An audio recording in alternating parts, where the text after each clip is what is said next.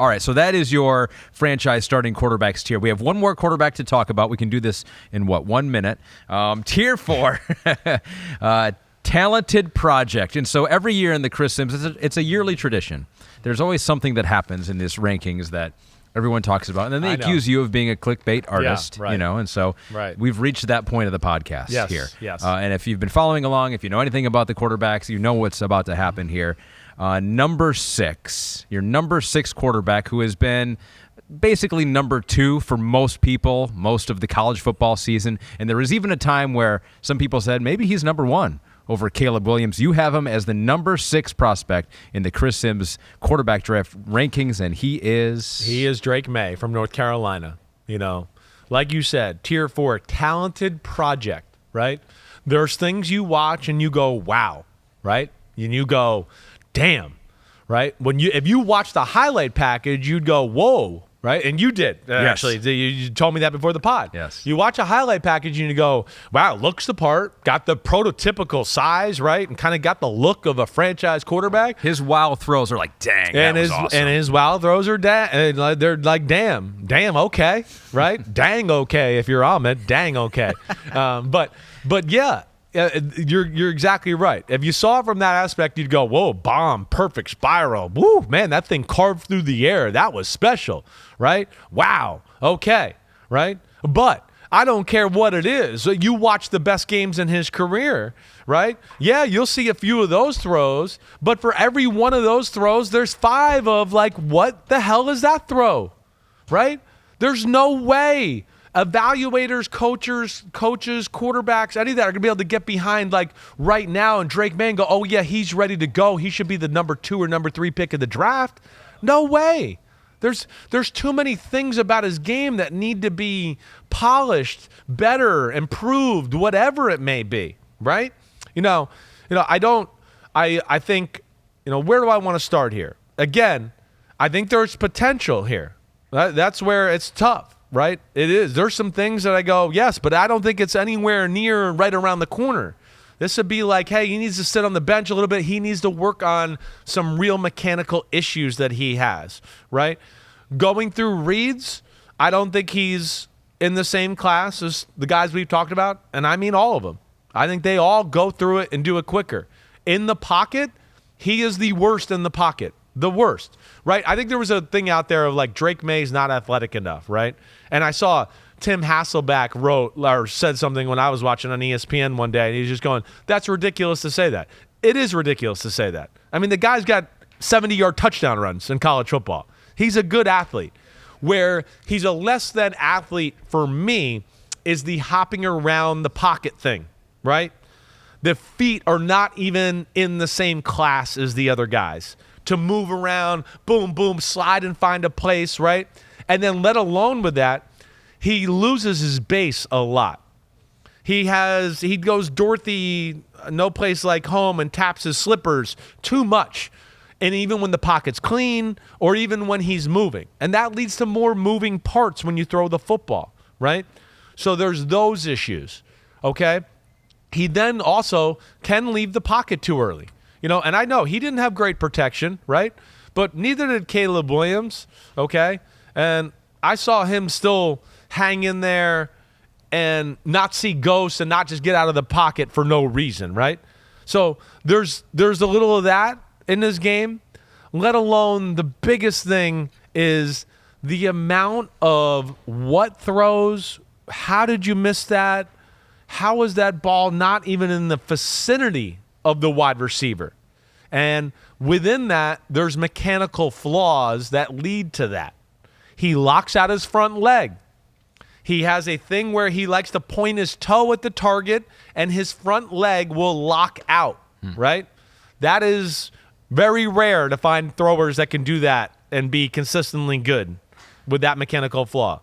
He has a little bit of a weird takeaway of the football when he does separate to throw. And sometimes his throwing can be segmented where it's like, wait, it starts and then it goes to another start and then it goes, oh, let me throw, right? And it's like, what? That wasn't very smooth or fluid, right? So that's where I think, again, we see a throw every now and then, go, oh, he timed it up perfect that time. Ooh, that was a laser. But then you go, well, damn, here's 4 or 5 throws where, it's not, timing up the right way. And you're going, damn, he skipped that ball. This is the number 2 pick of the draft. He skipped it to the crossing route, right?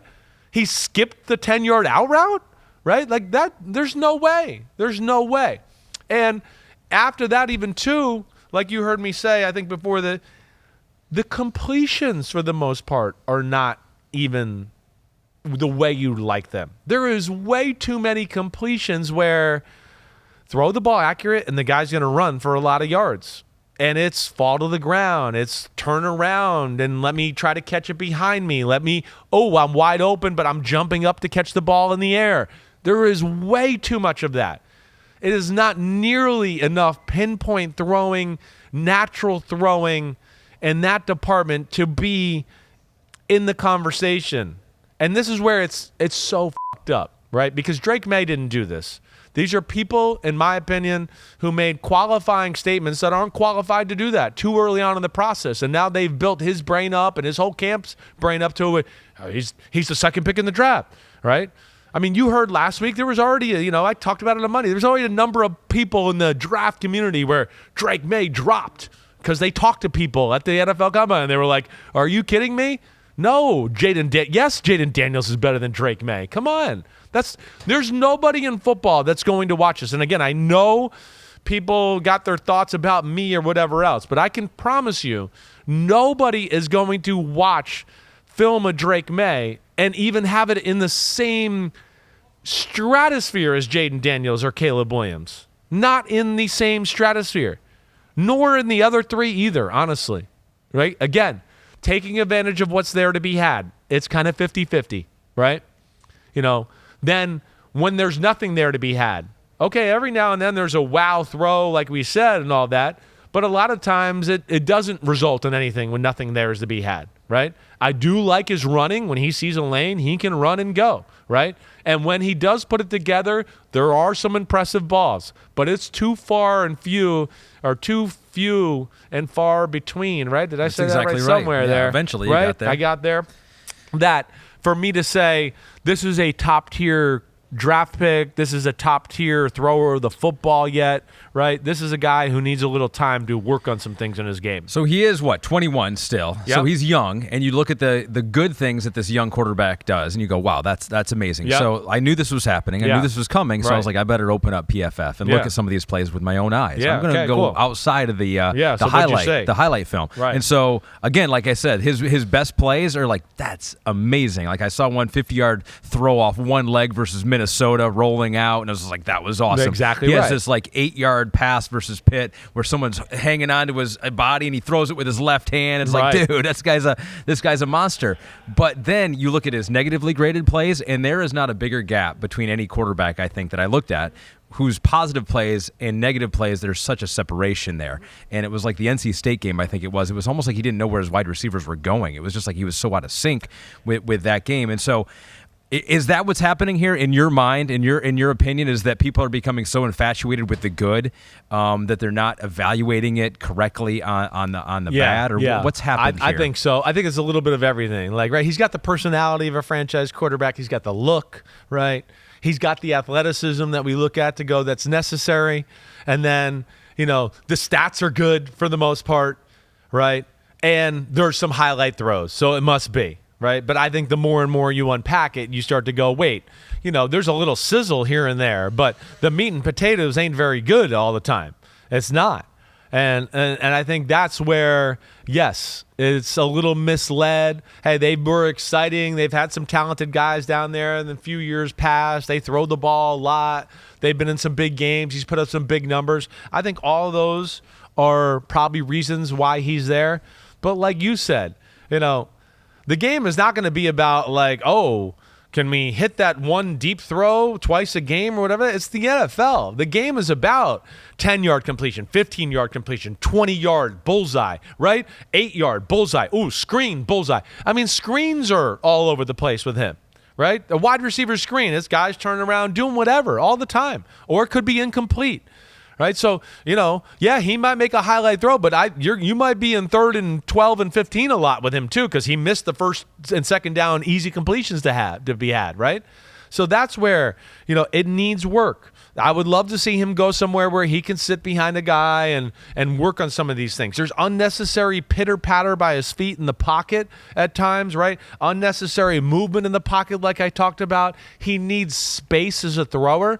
He's got by far the biggest crow hop or hitch step out of anybody in the draft as far as that needing space, right? So that's where, again, it needs work, right? But it's like it was either way off target or it's a dime, right? Like to your point, that's what it is. So, and there was a lot of completions where the wide receiver had to make difficult catches. Are you worried though that this could be this year's Will Levis? Yeah, I hear you. So similarities that you are lower on him than the Right. draft community. Right. Both have really strong arms. Right. Both white. A lot of similarities here. Will Levis is I think even a bigger, stronger athlete. I think I have more problems here with Drake Maye than I did Will Levis, right? Will Levis was a little bit more of like just the feel of the game, right? But like when I saw somebody open, Will Levis still hit it, okay? It may not always been the appropriate ball or whatever else, but I went, oh, that was a laser, and it's perfect spiral. Like, what a throw, right? Right? It was like sometimes it was like, wait, you don't throw the laser there. Just touch that over the top. Or why are you moving in the pocket and you're actually backing into the defense end and about to get crushed for no reason? Little things like that. Right? I think I'd be more comfortable with Will Levis than Drake Maye. Drake Maye, there is more work to be done and things that I look at to go, yeah, if it works out, it could be damn good. But, man, to me, those are things that are hard to fix. They are, and they will take work and somebody being on top of him at all times, right? And that's where, I have my trepidation about him. Nath Jacobson says, how would you feel about the Giants trading up to pick number 3 if it was for May or Daniels? Well, I assume you would have different feelings depending on which quarterback that was, but yeah. No, that's he's the projected number 2 quarterback right now still by DraftKings. Yeah, well, that'll fall. That will fall as we go. I don't have any doubt about this. This is not me being like, oh, I found something where I think I'm seeing one little angle here that I think I might be able to knock him down for. Right? I'm not trying to be cute here. I'm not fucking cute. That's not what I am. Right? It's like the throwing's not up to par. Period. It's not consistent enough. Period. Right? The pocket feel's not good enough. Period. Right? Right? There's mechanical flaws. Period. Right? His eyes can be everywhere at times, right?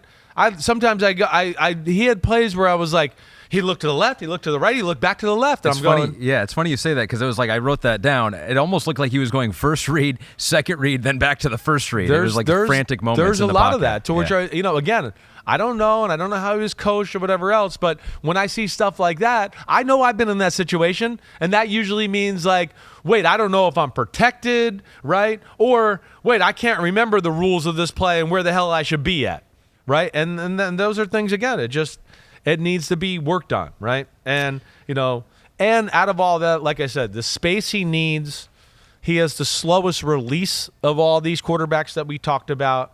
Right? He does not see the field as well as all these other guys that we talked about. And that's why he's number 6. Yo, homies, what's up? I know it's the offseason, but it's never the offseason on Chris Simms Unbuttoned. Me and Ahmed Fareed are going to be here for it all. We got free agency. We're going to break it all down.